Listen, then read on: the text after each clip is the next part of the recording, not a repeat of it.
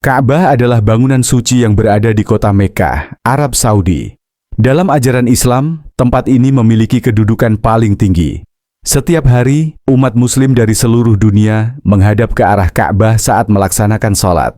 Bahkan di hotel-hotel di Mekkah, arah kiblat ditandai dengan jelas di langit-langit kamar. Sepanjang sejarah, banyak penguasa dan bangsa yang berusaha menguasai Ka'bah karena pentingnya tempat ini.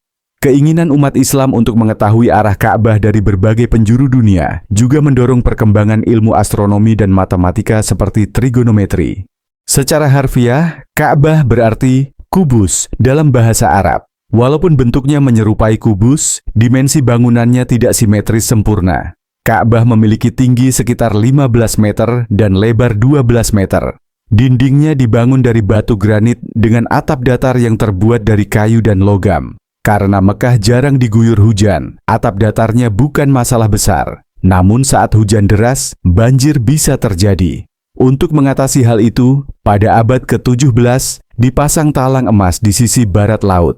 Ka'bah merupakan titik pusat arah kiblat bagi umat Islam. Di setiap masjid, terdapat penanda arah kiblat, biasanya berupa mihrab. Selain sholat, umat muslim yang mampu diwajibkan untuk berhaji ke Mekah sekali seumur hidup. Di luar musim haji, banyak juga yang melaksanakan umrah, sebuah ibadah sunnah yang sangat dianjurkan. Ka'bah terletak di dalam kompleks Masjidil Haram yang telah diperluas berkali-kali sepanjang sejarah. Proyek perluasan terbaru dimulai pada 2008 dan selesai pada 2023, memungkinkan masjid ini menampung hingga 3 juta orang. Namun, perluasan ini sempat menuai kritik karena beberapa situs bersejarah ikut tergusur. Area di sekitar Ka'bah digunakan untuk melakukan tawaf, yaitu ritual mengelilingi Ka'bah sebanyak 7 kali. Ini adalah bagian penting dari ibadah haji dan umrah. Tawaf dilakukan pertama kali saat masuk ke Masjidil Haram, kemudian setelah ritual di Mina, dan terakhir sebagai penutup ibadah. Di sudut timur Ka'bah terdapat Hajar Aswad, batu hitam yang diyakini berasal dari zaman Nabi Adam dan Hawa.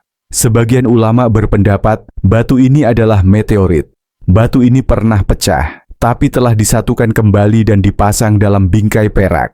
Banyak jamaah yang berusaha menyentuh atau mencium batu ini sebagai bentuk penghormatan, meskipun Islam menegaskan bahwa yang disembah tetaplah Allah, bukan batu atau bangunannya.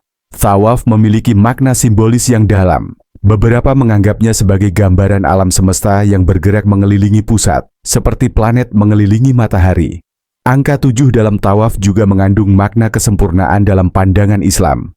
Namun, alasan utamanya tetap karena Nabi Muhammad mencontohkannya dan Allah memerintahkannya. Selama tawaf, ada beberapa titik penting. Salah satunya adalah Multazam, tempat antara pintu Ka'bah dan Hajar Aswad, di mana jamaah berdoa sambil menempelkan tubuh ke dinding Ka'bah. Pintu Ka'bah sendiri terbuat dari emas dan terletak sekitar 2 meter di atas tanah. Bagian dalam Ka'bah hanya bisa dimasuki oleh tokoh-tokoh tertentu. Di dalamnya ada 3 tiang kayu, lemari penyimpanan, dan lampu-lampu.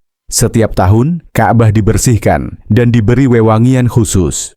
Tangga menuju atap digunakan saat penggantian kain penutup Ka'bah yang disebut kiswa. Ada perdebatan di kalangan ulama tentang hukum sholat di dalam Ka'bah. Sebagian membolehkan, sementara yang lain tidak, karena khawatir orang bisa jadi membelakangi bagian Ka'bah saat sholat.